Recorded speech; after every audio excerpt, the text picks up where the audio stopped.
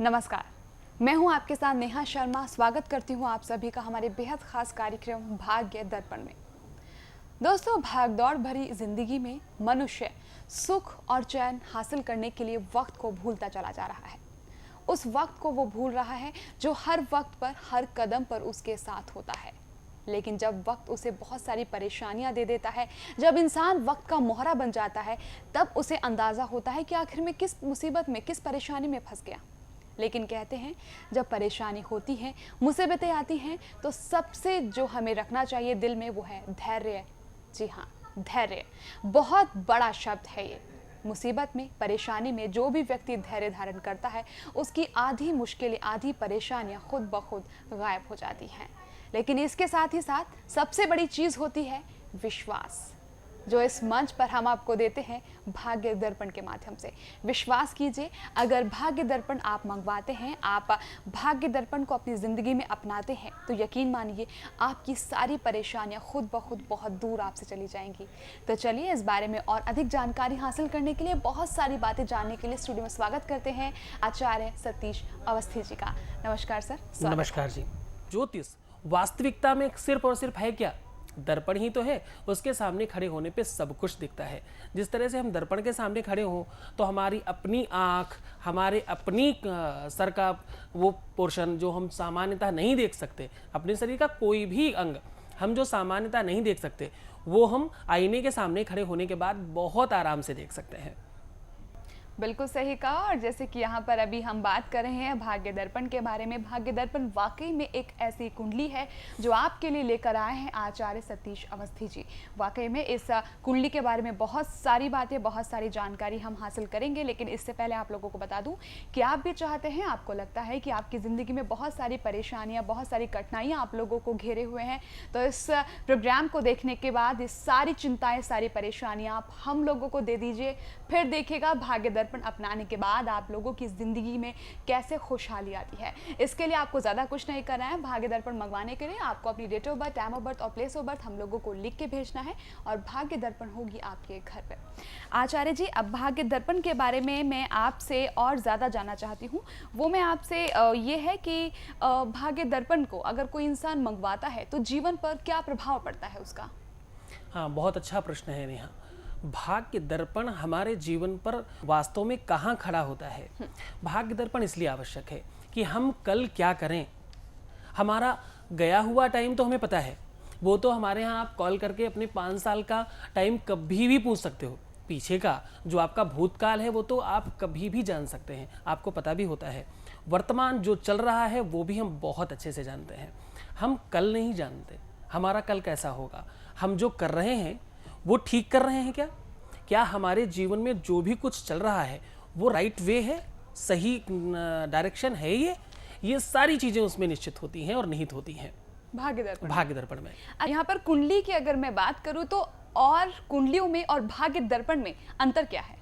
बहुत सारा अंतर है नेहा। कुंडली हम जब भी बनवाते हैं तो वो केवल और केवल हमारे पास में एक प्रतीक के रूप में होती है जिसे हम नहीं समझ सकते। हम इन द सेंस, जिसे एस्ट्रोलॉजी नहीं आती, जो ज्योतिष नहीं जानता, वो नहीं समझ सकता। उसे तो एक प्रतीक के रूप में मिल जाती है। एक ऐसी बुक या ऐसी कोई फाइल होती है जो उसके घर में सामान्यतः अन्य वस्तुओं की तरह वो भी घर में रख दी गई।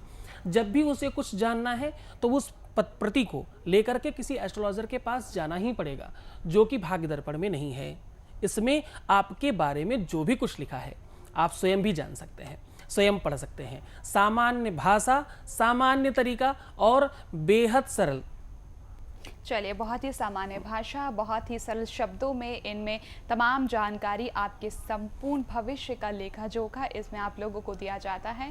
तो दोस्तों, बहुत सारी बातें, बहुत सारी चर्चा होनी अभी बाकी है। लेकिन इससे पहले भाग्य दर्पण के बारे में मैं आपसे और कुछ कहूँ, सिर्फ इतना कह देना चाहती हूँ कि ये जो कार्यक्रम हम आप लोगों के लिए लेकर आए हैं भाग्य दर्पण, इसकी सबसे ख़ास बात यही है कि इसमें बहुत ही छोटे छोटे उपाय होते हैं जो कि आपकी ज़िंदगी को सार्थक, तमाम परेशानियों से दूर करने के लिए बहुत ज़्यादा सफल होते हैं।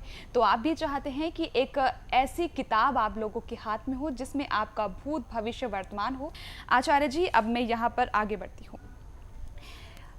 भाग्य दर्पण की जब ये बात चल रही है तो जायज़ सी बात है, हमारी किस्मत जो हमसे रूठ गई है उसकी चाबी है ये। तो ये बिल्कुल। चाबी कहाँ से लें, ये बताएं। हाँ, बहुत बढ़िया बात है। किस्मत की चाबी, हम किस्मत को जानते ही ताले के रूप में हैं।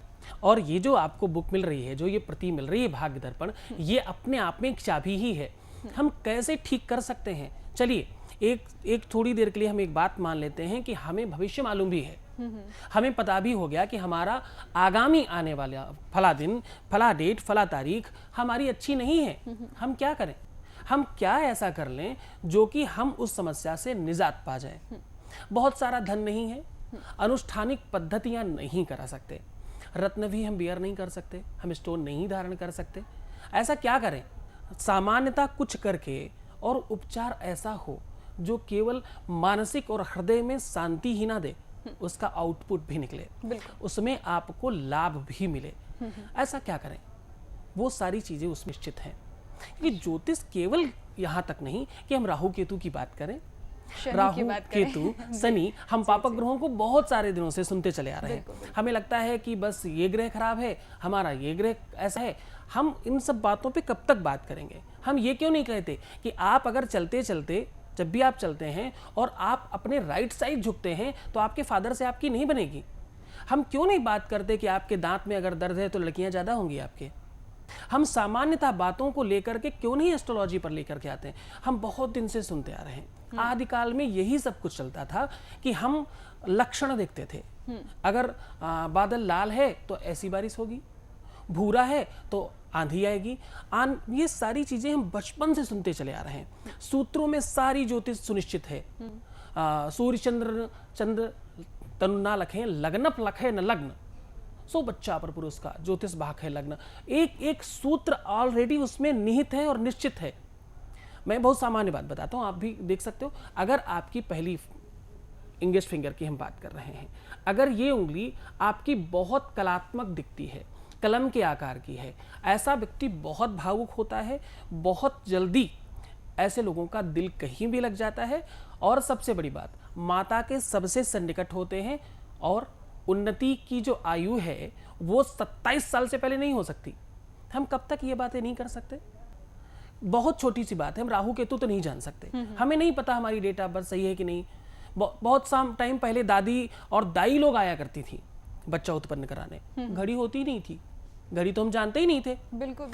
टाइम देखने का एक तरीका होता था कि धूप कहाँ तक पहुंची, हम उससे टाइम जान लेते थे। बिल्कुल सही कहा आपने। और वो कितना करेक्ट होता है। चंद्रमा 2.5 दिन भोग करता है, लग्न केवल 2.5 घंटे रहती है। अगर हम उसका भी होरा निकालना चाहें तो पर एक पल में चीजें चेंज होती हैं। हम ये बड़ी बड़ी बातें, विशाल पुस्तकों वाली बातें कब तक करेंगे? आज प्रैक्टिकल टाइम है, हमारे पास बहुत सारा समय नहीं होता। हम ऐसा क्या कर लें? हमारे पास अगर धन होता तो हम दुखी क्यों होते? बिल्कुल सही। हम बहुत सारा धन अगर दे सकते होते गुरुजी को, पंडित जी का अगर हम घर धन से भर सकते होते तो हम दुखी थोड़ी होते। हम तो सुख में कर सकते हैं, वो बहुत अच्छी बात है। दान करना चाहिए, पुण्य करना चाहिए, सत्कर्म करना चाहिए, लेकिन दुख में जाकर के हम अपना धन किसी दूसरे के घर रखाएं तो इंसान और ज्यादा दुखी होगा। बिल्कुल दुखी होंगे, क्योंकि हम सही रास्ते पे चलने के बाद ही सुखी हो सकते हैं।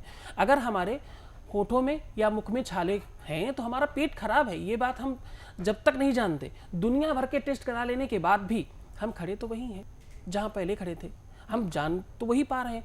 हमने अल्ट्रासाउंड करा लिया, हमने अपने मुख का जो भी कुछ कराना, जितने भी प्रकार के ECBC जितने भी टेस्ट होते सारे करा लिए। फायदा क्या?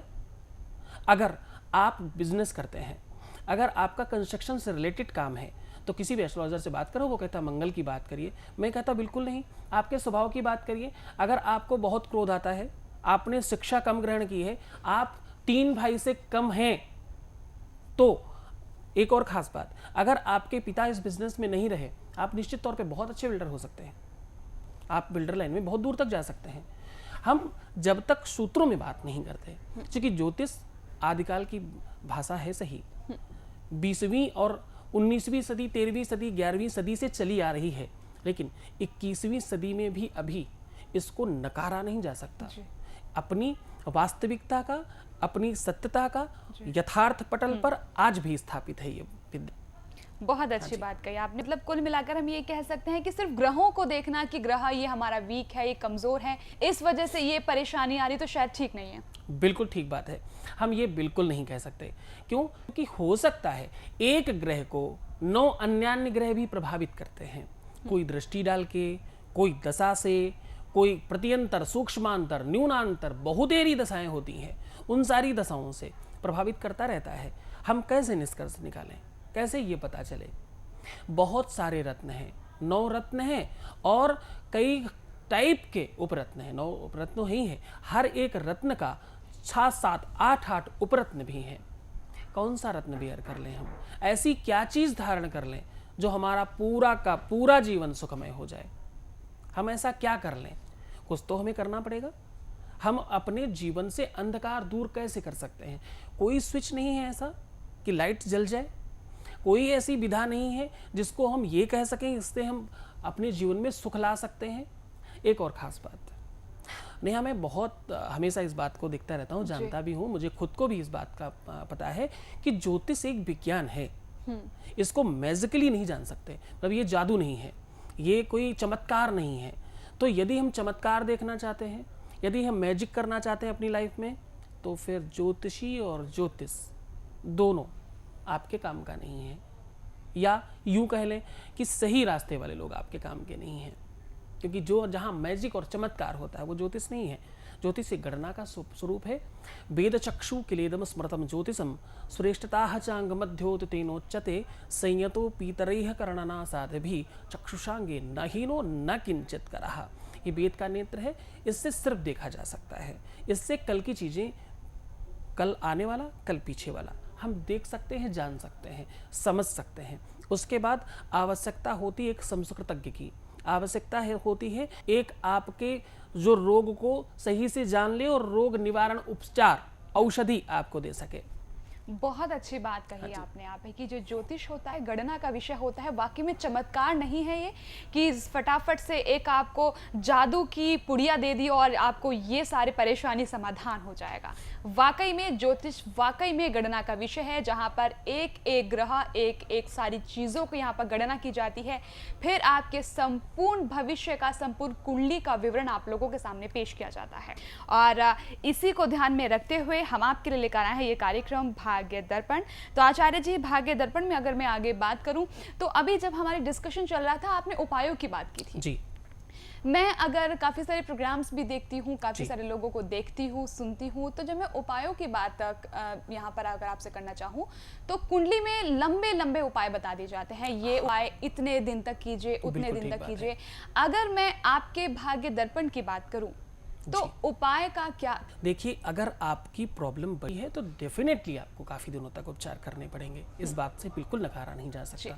लेकिन जिस तरह से औषधि खाने के बाद हमें कुछ मिनटों में, कुछ सेकंड्स में या कुछ घंटों में उसका लाभ मिलना प्रारंभ हो जाता है, उस तरह से पहले दिन से ही, करने के कुछ घंटों बाद से ही आपको लाभ मिलना प्रारंभ होना चाहिए। पहली चीज, उपचार न कोई छोटा होता है न कोई बड़ा होता है, जो हमारे काम आ जाए, पहली चीज।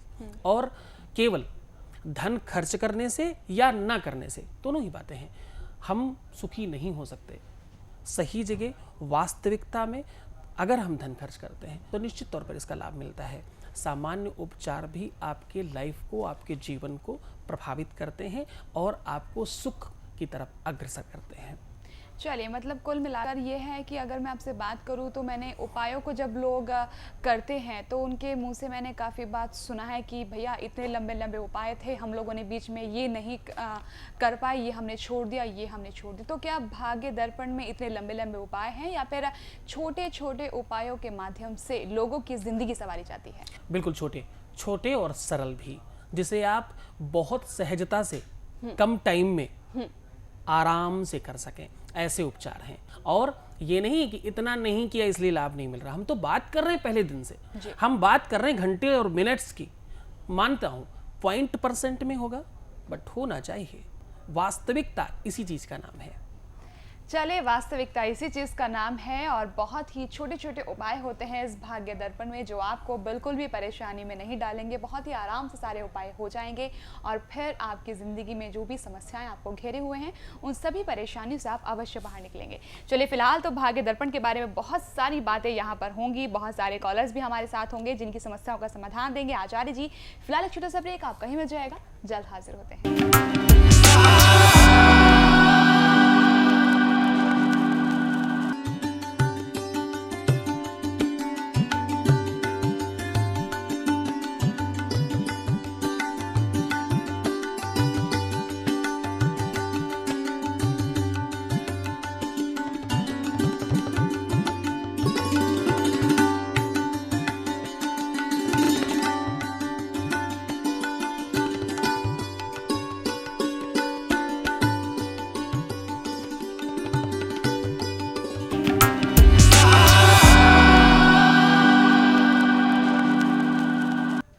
इस छोटे से अल्प विराम के बाद एक बार फिर आप सभी का स्वागत करती हूँ हमारे खास कार्यक्रम भाग्य दर्पण में। आचार्य जी लगातार हैं हमारे साथ। आचार्य जी, अब क्योंकि भाग्य दर्पण है, आपने जैसे जैसे मुझे प्रोग्राम से पहले भी जब आप मुझे इस कुंडली के बारे में बता रहे थे तो मैं बहुत ही ज़्यादा उत्साहित थी और मैं चाहती हूँ कि इसके बारे में सारी जानकारी आप हमारे व्यूअर्स को दें ताकि इसका वो भी लाभ उठा सकें।